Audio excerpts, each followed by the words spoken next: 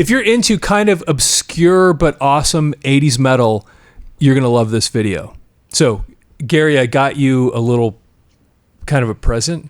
Okay. Do you remember when we did the Zebra video? Yeah. So we had a couple people comment on that Zebra video, and they made a suggestion to us for a video. And as soon as they made this suggestion, I was like, okay, Gary is going to know about this. And anyway, so I wanted to just tell you what they said. So this first one is from JGS Rhythm 100. And he says, please cover King's X, Gretchen Goes to Nebraska. Awesome. And then he went on and said, they opened the door for what was to come in the 90s, but way more soulful.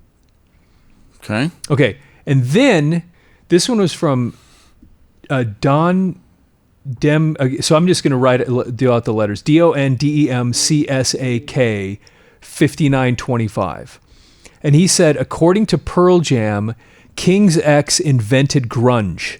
They were highly influenced by King's X, another band that was adopted by the 1980s New York City, New Jersey music scene. Okay. So anyway, and it was interesting to hear that because the first time I really heard of King's X was from you. Yeah. Now, I remember, I mean, usually the river flows this way. Like you always introduce me to different people, and it's, there are these obscure ones that I've come to find out or come to love and still love, Easy-O being one of them. King's X is the second one. Because I got turned on, I found out about King's X through my cousin. Okay. I completely remember like it was yesterday. He's like, I just picked this up and it's blowing my mind. And it was their debut album, Out of the Silent Planet. Okay. Puts it on, and I'm like, whoa, it's totally different. Kind of sound, just... And then, I mean, later on we kind of shared, because you're like, what are you listening to? I don't know what this is, which is highly unusual for you. And well, so I don't know, but you were the one that brought it up, and I knew nothing about them. And I'm gonna continue with this statement here in just a second. Sure. After I just want to. So I'm gonna open this up to show you. So this just came That's cool, by the way. a couple of days ago, and I know what's in here. Because I don't normally order CDs. Yes. I normally order records, but I found that the record was very hard to come by. And so I unfortunately, for this video, and maybe we'll track down the LP, but for this video I tracked down the CD, which is slightly less fun, but there it is. Like I said, I knew what was going to be in here. But so the first guy said we needed to get Gretchen Goes to Nebraska. Now I have to say something. You are like a salesman, super persuasive kind of guy, okay? What the heck was your problem that you didn't push this on me more? Okay, because see, you're always talking about me pushing music on you. True. Like we get together and and often you'll say, yeah, you were the guy always talking. You were constantly selling on this. You were constantly telling about this. And then so here's the thing. So we have these people. We have these. Yeah, right. Exactly. So we have these people that on this video are like, dude, cover King's X. And that first guy I mentioned, I think he said it like 3 or 4 times on our channel. It's King's X, Gretchen. King's X, Gretchen. So today, knowing what we're going to be recording, okay. I knew what it was. It was like it came in, and I thought, okay, I know what this is. And Gary's coming over, so we'll do this one today. And I thought, you know what? I should know a little bit about this CD before we do a video. Okay. So what do? I just get on YouTube and I just start going through the track list. And this is my point. Why didn't I sell it Why the more? heck didn't you push it more? Because I'm listening to this going, this is so good. I mean, it is so good. I was shocked at how much I liked it. Just from the first song, I just started going through each track. I listened to the whole thing today. Yeah. And matter of fact, a couple songs I listened to more than once because I liked them so much. And it's not just that the songs are good, because the songs are good. Yeah. The production, everything about it is great. The production is top shelf. the sounds are evenly spaced. You feel like you can get inside the music. The tones are unbelievable. The vocal, I'm like I said, I'm sitting there thinking, why Gary used to just go, yeah, I'm listening to King's X. Why he wasn't going, dude, sit down and listen. No, I mean, King's X is one of these bands that you just get into it and you can't not have enough. And it's, I mean, like I said, I started listening to them. They looked cool. They sound great. Like you said, their production, their tones, the fact that they're a 3-piece. Yeah. I mean, there's just so many things, and that's just on the surface. The more you listen to it, the more you just love it. I'm sure. And having had one day with it so far. Yeah, I mean, why didn't I push it on you? I don't know. I mean, you... Because I wouldn't shut up talking about Stone Fury. Yes. That was the problem. Stone Fury. Gotta listen to Lenny Wolf. No, I mean, we'll get into it more, but this is the album that really kind of broke them out, kind of put them in more, in my opinion, more, not necessarily, because they're one of the cool things about King's X, in my opinion, is if you know who King's X are, and you guys know who you are, like the gentleman that kind of brought it up, they're awesome. You just can't get enough. And, they're like a musician's band. So, and it's it's really hard to kind of, I got goosebumps kind of talking about it, but at the same time, there's so much about it that I like. And it's not, you can't put your finger on one thing. Oh, it's this, or the harmonies, or the production, or how cool they were, or the fact that they were a 3-piece, or it's everything. And then you see them live, which, I know you mentioned, which is crazy because in order to listen to the music, I get on YouTube and I just start searching King's X, Gretchen, and then of course the first thing listed under the first song is playing in Las Vegas tomorrow. Yeah, and which is the closest place to us in St. George. I don't know. There's any way I'm going to get down there tomorrow. But I couldn't believe it. Just the timing of it. Like, you got to be kidding me. Nah, man. There's a big part of me that would love to be down there. I have seen them 3 times. They are fantastic live. It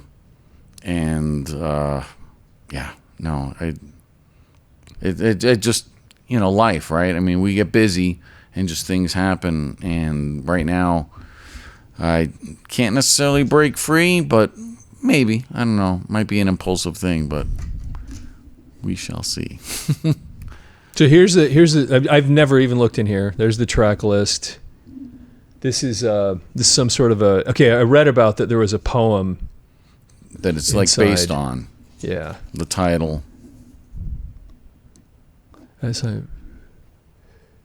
So yeah, like there's a whole story in here, which I don't know.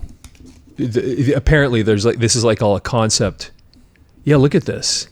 Okay, we're going to have to do another video about this sometime. Okay. Because I also want to be able to talk about it when I know it I'm better. going to tell you, King's X is awesome. Now I'm going to just keep bringing it up. Yeah, you're going to keep pushing it.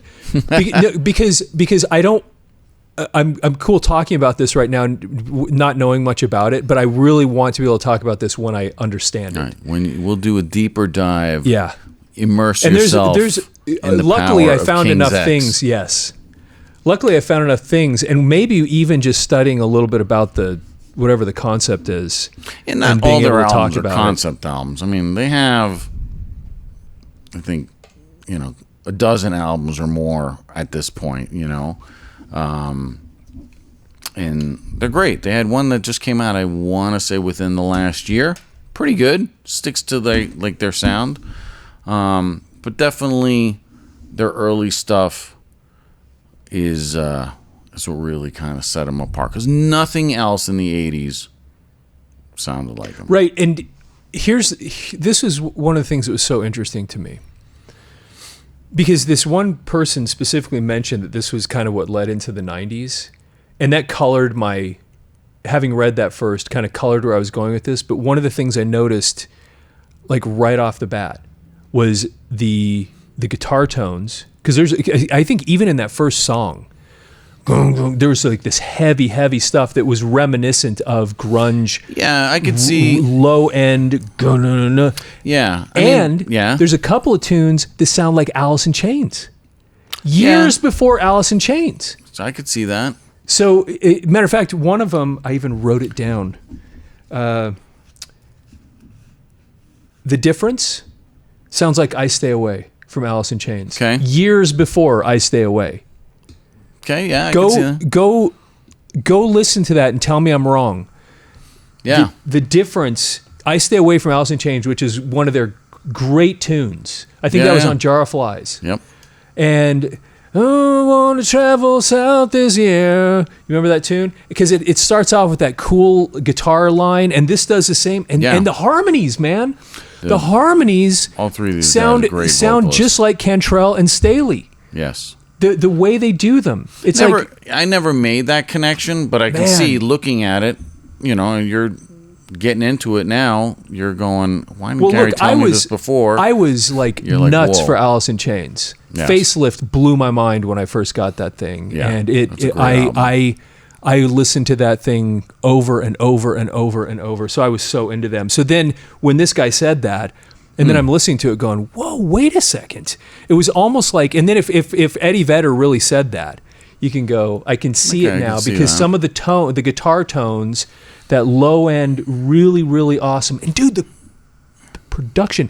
See, one of the things that I think people don't appreciate from a production standpoint, of course a producer is there to help you achieve your vision, to help you make sure that you get songs that people are going to want to listen to, a bunch of things like that. But the other thing, if a producer is really good, he'll get the right sound guys so that they can create music that has space in it, that doesn't feel like a wall.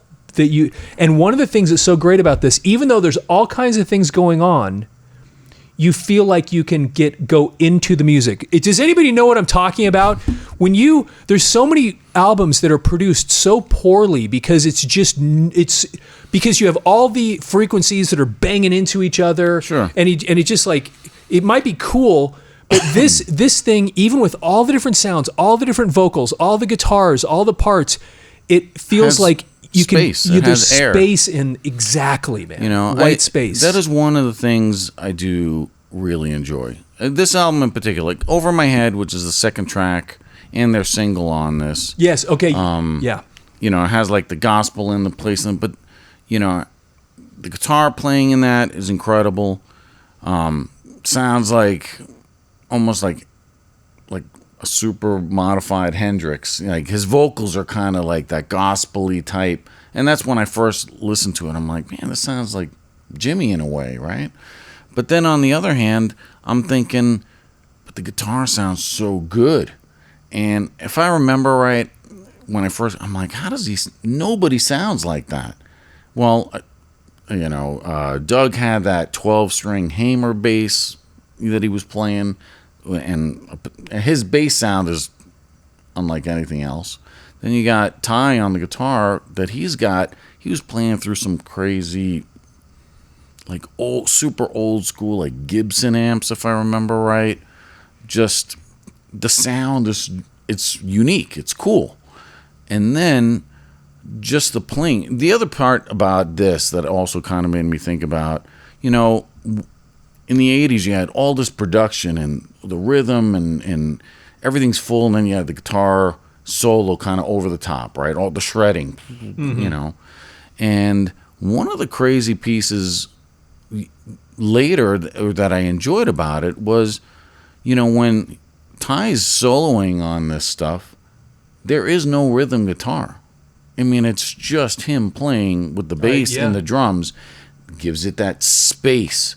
And again, the clean tones, like in The Difference, and just Summerland, I think is the third song. That is one of my favorite songs that they ever do. The guitar is so clean, so good, and then it's rocking at the end.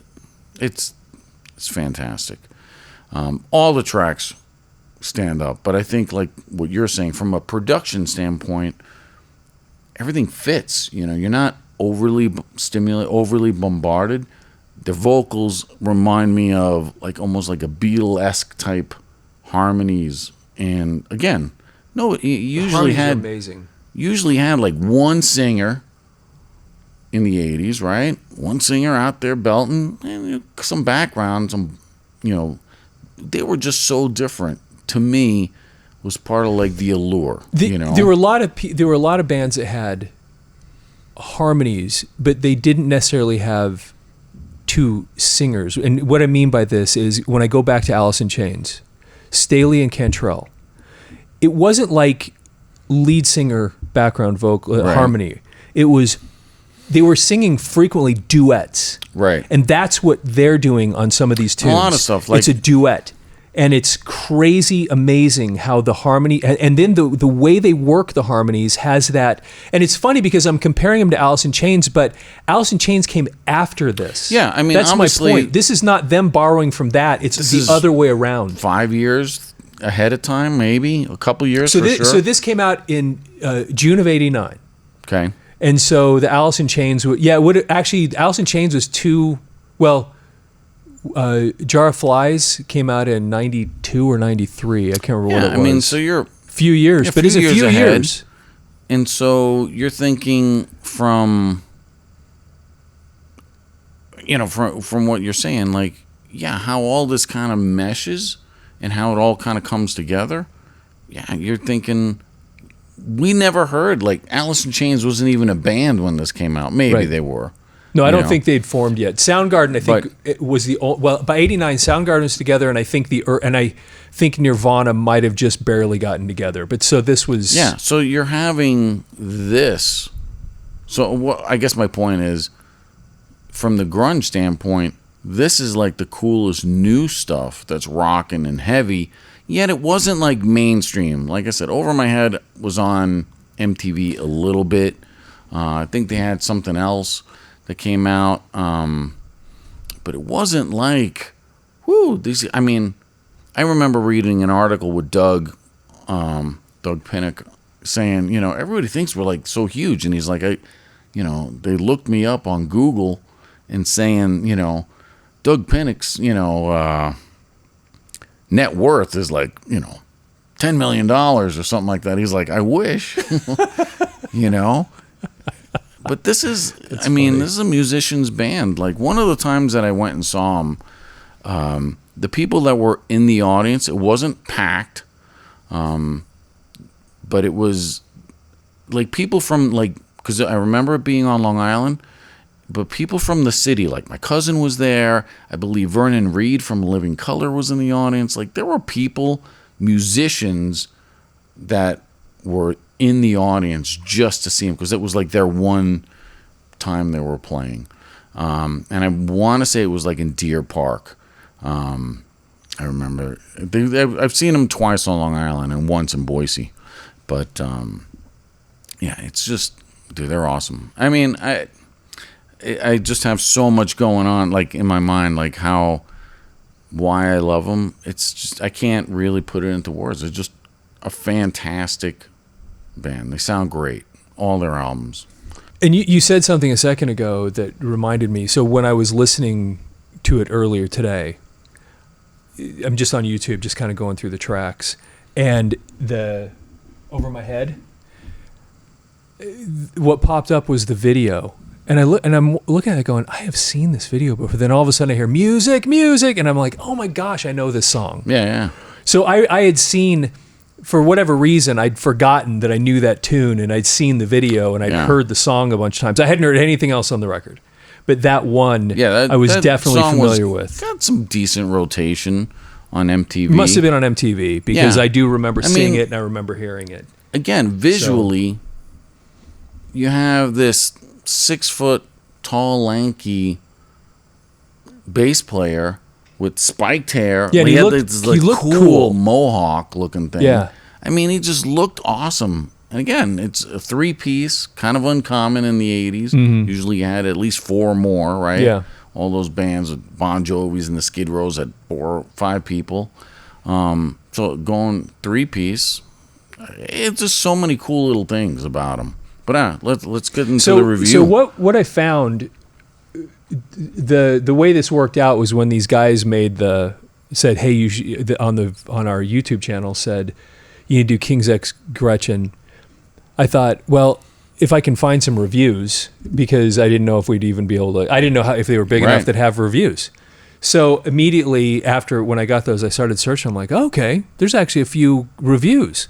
So I picked a couple of them. And what I did here is I picked 2 that were good and 1 that was not good. Okay. And I thought it'd be fun just to read through these things like we often do on this channel. And then all of you that are watching, especially those of you that know this band and know a little bit about this record, and you want to get your feedback on CDs, man. When was the last time I just don't even look at these things anymore. It's so funny. Well, I mean, think about it.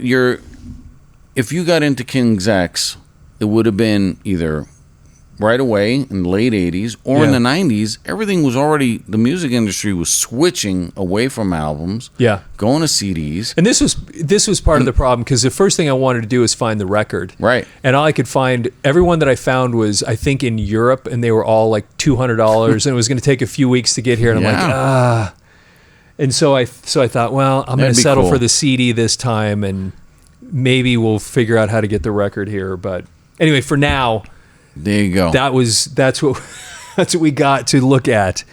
So all right, so this is from it's called The State, and it's Columbia, South Carolina, August 11th, 1989. So this came out on June 27th of 1989. So a couple months, and there's a picture of the guys right there.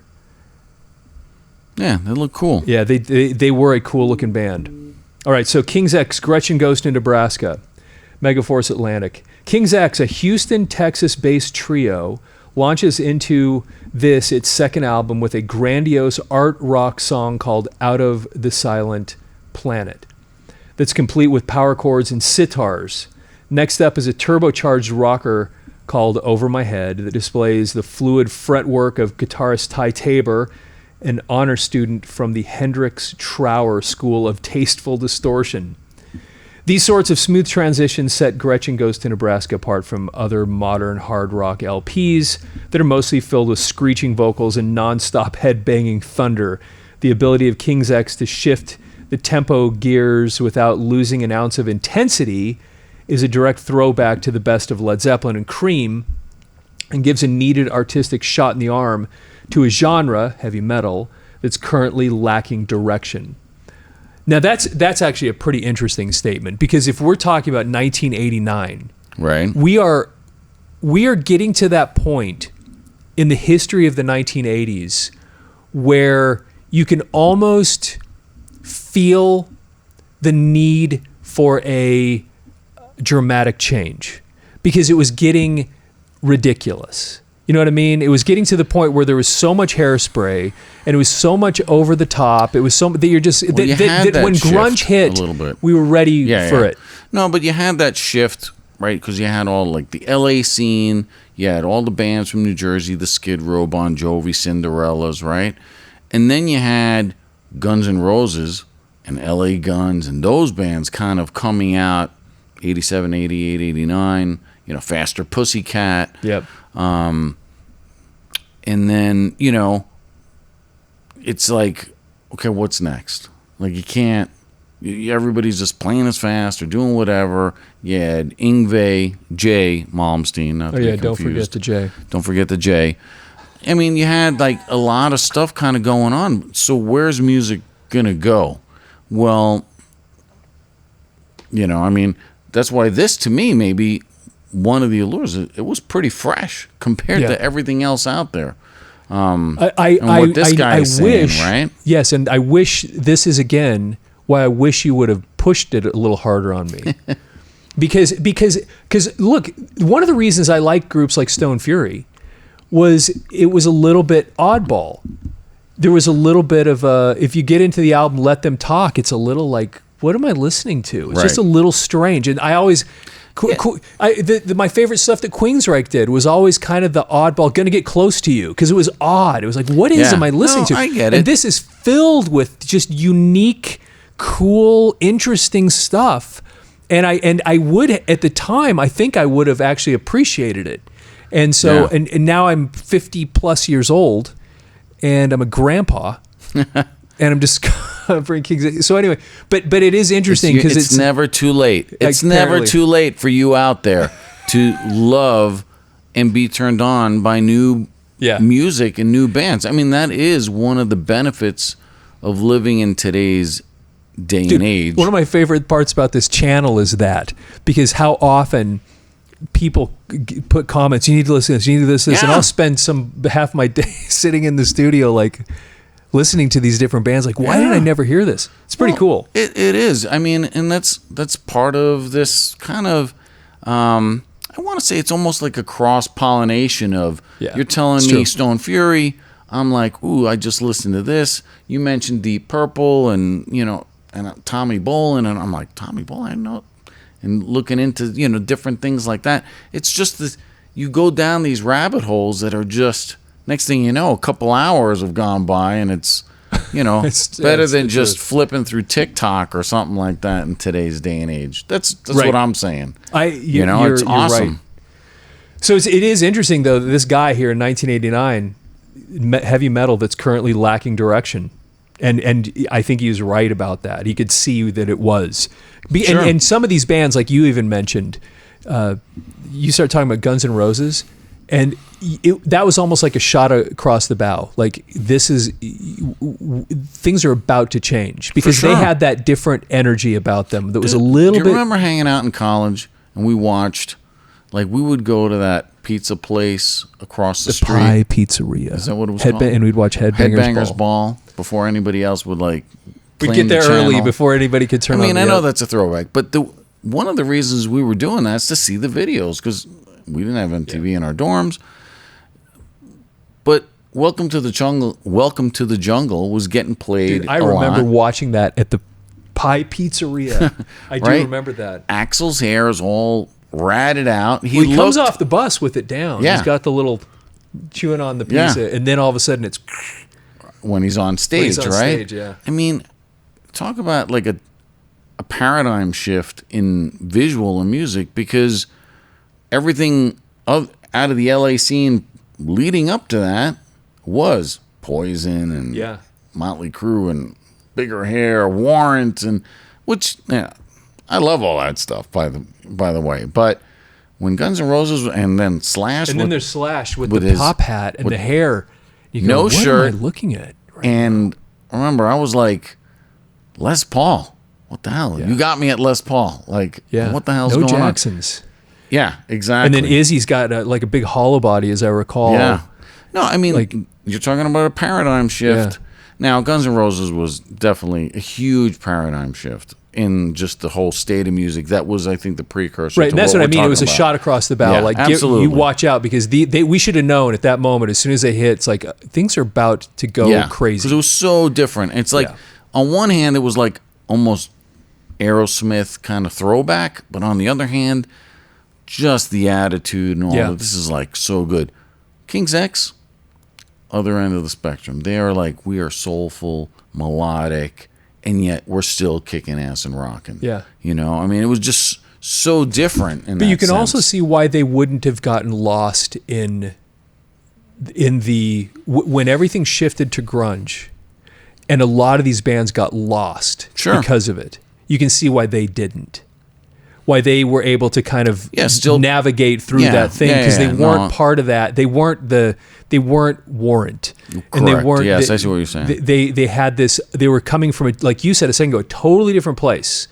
And so when grunge comes in here and just kind of pushes everybody out of the way, King's X just keeps going. Yeah. Because they had this kind of loyal following, like you. And that just stuck, that was like, I still love these guys. Fiercely loyal, yes. And then they just kept going. And I can see why now. Because they weren't, you take this and you put it next to all the stuff that was happening in the 80s, and it's like, well, these aren't the same. These really aren't the same thing. It's totally different. This is a different thing. Okay. No, go ahead. Okay, then this one's almost over. By combining compositional elements from the 70s with modern riffing and technology, King's X manages to sound downright original. Okay. So here's the next one. That's actually a pretty nice summation. It was a great, Because I'll put it this way. In an era defined by copycat, right? Like the 80s were, hey, if we got Poison, I need Warrant. Or, if I got a grungy band, how many bands, if, every label's running out there to see, okay, Guns N' Roses is blowing up. I need my own Guns N' Roses. Oh, yeah. Every label's going out there and It was even worse than that. It was like, hey, we need our power ballad for this album. Oh, yeah. Because it was like it became so formulaic, copycat. We need our power ballad, another power ballad, another power ballad. I remember having this conversation with people because you're exactly right. It was like now who can play faster than that person? Now we're going to play this way, and it's going to go further and further and over the top and over the top. So different. Yeah. In that mix of copycat. Nobody was necessarily copycatting, or is that even a word? Copycat. Nobody's copying King's X because they were so unique. Their sound, their soulfulness, their songwriting, like you said, the production, the harmonies. It's not like Mick Mars and Nikki Sixx are going to go up there and start harmonizing. No. Yeah, and it was, like I said, it was harmonies that were almost like a duet, and that's what made it. Really Original. Cool. Yeah. Okay, here's another. And that's, sorry. That's my kind of point. In a time of lots of copying in the copycat era, to have something come out that's so original, I think is what sets them apart. That was my summation of my thought. I think I get it. I think you're right. Okay, so this one's from the LA Weekly. This is November 30th, 1989. So this is a little bit later than the last one. King's X, Gretchen Goes to Nebraska, Megaforce Worldwide Atlantic. This follow-up by a Texas via Missouri trio who bear down hard, yet give themselves plenty of breathing room, is head-spinningly confident. Word about the band has included the report that power authorities at Kerrang, the English heavy metal publication, saw God while listening to Out of the Silent Planet. King's X debut, and that Living Colors Vernon Reid now counts himself a fan. You were just talking about that a second ago, weren't you? Yeah, Vernon Reid from Living Color. So the first album, which was Out of the Silent Planet, I don't know, did we say that earlier? I think so. Okay, so anyway, that's what they're talking about there. Even though the first track on the song is that name, so it's a little confusing. It's funny because there are bands that have that. I mean, like one of them we talk about a lot is Led Zeppelin. Houses of the Holy is not on Houses of the Holy. It's on Physical Graffiti. So this happens sometimes, and it does get a little bit confusing. So let's see here. So where was I? 3/4 of an inside sleeve here is filled with a narrowly margined small print tail that may hope to enliven the album's different title. Less than halfway through, a character in the story asks, do I have to take in all of this just to go to Nebraska? King's X is co-produced well by Sam Taylor, who enjoys ties to the ZZ Top organization. Has Billy Gibbons had a chuckle out of all this or what? Yeah, and that's, by the way, that's an interesting thing because ZZ Top is another band that was produced really, really well. Yeah, and Sam Taylor, I forgot they had that connection. Whether such thorny writing is or isn't a setup, though, Gretchen Goes to Nebraska turns out to be something else. Timeless guitar riffs picked up and recharged as though they represented the world's noblest and most pliable instrumental choices against Def Leppard harmonies and finely tensioned funk. That's actually a good point, too, because there were a couple tunes in here that I actually wrote down the word funk next to it because it did have that really kind of a funky feel to it. Although they're done with unwavering finish and concentration, all the songs don't cohere, especially during the recording second half, as King's X meanders despite itself, but when they do click, as on Over My Head, the current single, they're plain dazzling. Next time up, King's X might turn in a record that could render them bad and worldwide with or without heavy metal lit. And it's interesting, back to that song, when I was listening to this earlier, the one Out of the Silent Planet, it has this cool little introduction to it. Yeah. And it does have that, and I was wondering, because I was listening to it thinking, is that a sitar or is that a sitar it's like Eastern sound? sounding. Because the song actually continues on with that kind of Middle Eastern In the middle sound and towards in the end. the song. Yes. And it was just, I that's one of the songs I said I listened to more than once, some of these, that one. Yeah. I went back and listened to that again and go, dude, that is just a killer tune. Yeah.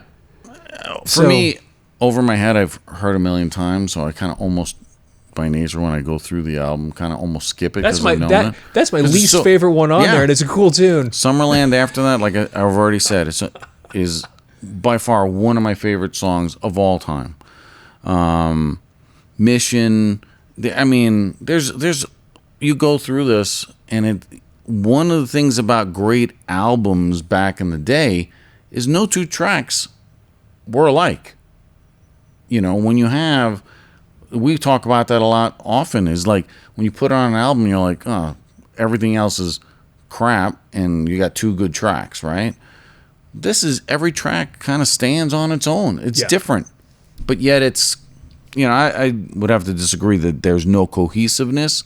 I mean, I had to look up Pleiades. That's the one I was actually just about to say. Yeah, I didn't know what that was when I'm like, what the hell are they talking about?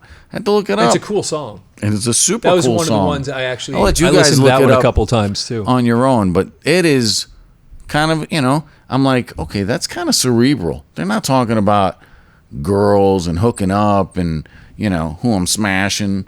You know, it's thinking, you know, it's real stuff. It's really pretty cool if you think about it. Yeah. It's not The Elder for you Kiss fans out there, as far as like a concept type album.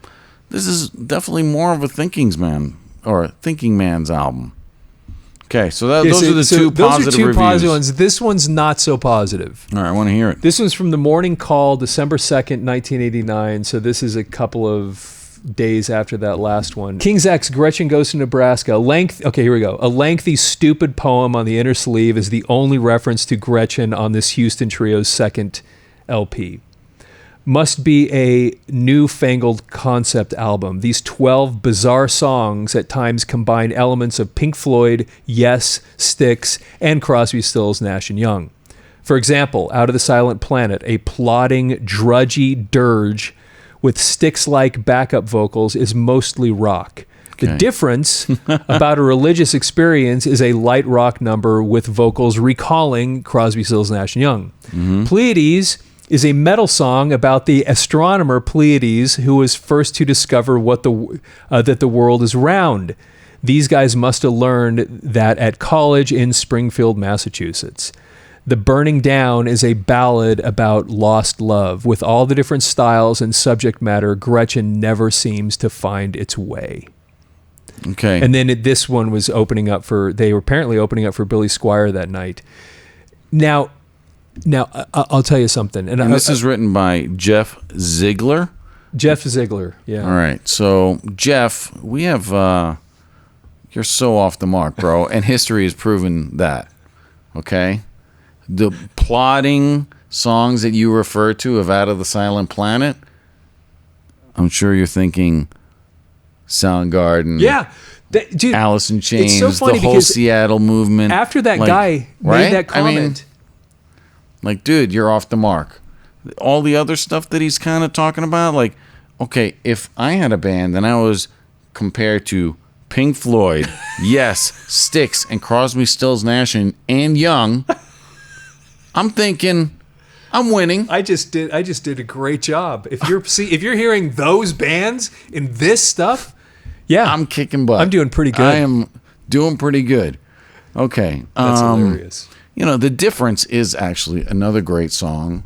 And who's to say? Who hasn't had a religious The Difference is the one that I say it sounds like I Stay Away. Right? I mean, that's pretty cool. Right?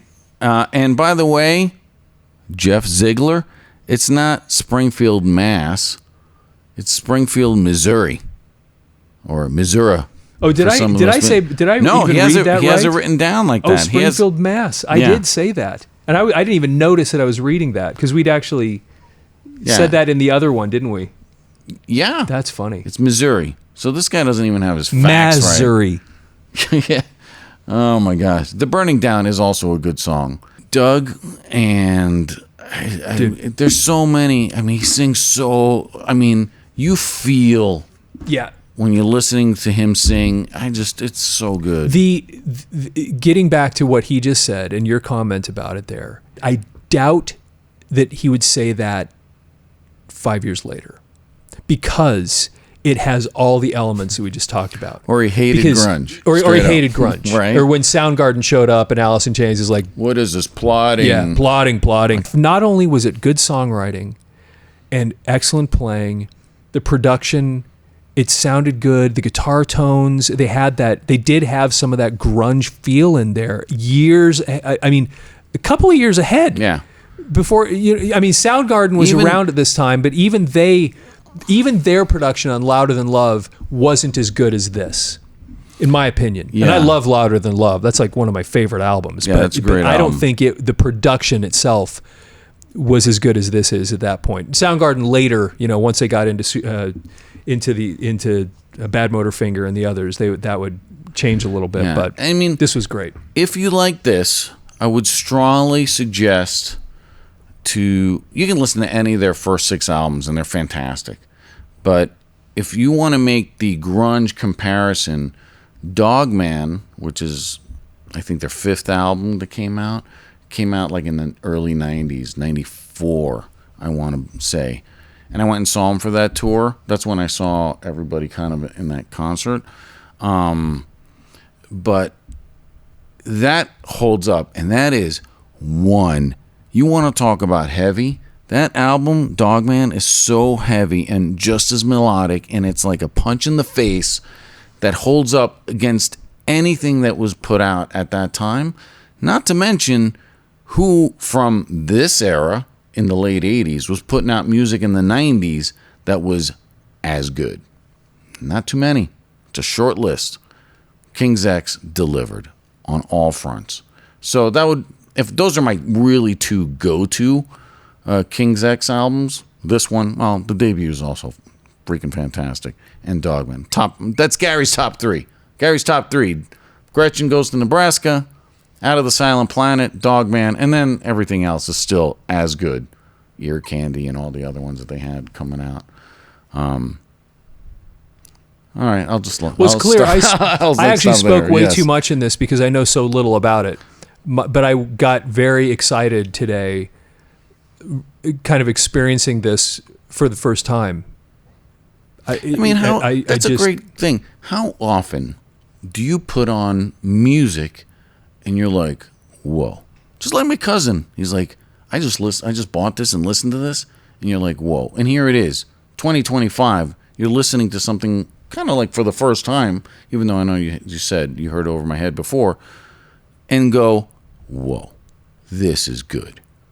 That does not happen. No. And I hope you guys appreciate it and go and take a listen, because these guys do not get enough as a band, do not get their due. They don't get the credit that maybe they deserve. They didn't have like the mainstream success, which is one of the appealing pieces. But man, they are great. They're great. And they, like you mentioned, they're out touring right now. I know they were just in the Dominican Republic at part of the Tool bill that Matt was at. No kidding. Yeah. I mean, they had. I saw Matt went to. Yeah. Oh, interesting. Matt Ford, that's a shout out to you. Lucky dude. We just retired. Good friend of ours. Yeah, so he was at that Tool thing. My cousin was there as well. But yeah, King's X was on that bill. And I think they're playing LA, somewhere else. If you get a chance to see him, I know Jerry Gaskill, their drummer, was having some health issues. I mean, all these guys that we love, they're getting up there in age. Yeah. Check them out while you get the chance, man. That's all I'm saying. Yeah. If you liked King's X, give us a comment. Put your thoughts down there on the things you just heard from these reviews. What was your experience with it? What did you know about them before this? Like I said, and thank you so much to, just want to make sure I got these people, we shout them out correctly. So we had it's IGS Rhythm 100. Yeah. Actually requested this, I think, like 40 times. Thank Well, you. like 3 times. He kept going, King's Eye. Thank you. Yeah, so thank you for mentioning that. And then Don Dem, so DONDEMCSAK 5925. All right. And they had both actually commented No, about we it, appreciate that, how right? great I mean, this stuff was. And these we are should deep talk cuts, about it. deep artists. I mean, yeah, it's cool to talk about mainstream stuff, but like you said, there is something that kind of, as this musical, heavy, hard rock fraternity, when you find and you come across these like bands that were like hidden gems, Yeah. and you're like, dude, you hear that? Yeah. Yeah, now you heard it. I should have pushed them on you. You should have pushed them on me a little harder. You're a good salesman. And you didn't and you let me be the one that did all the selling. Yeah. So hey, thanks for watching. Please follow the channel if you're not following the channel already. Like the Absolutely. video, leave your comments, thoughts on this stuff. We really appreciate that. And with that, have yourself a fantastic day.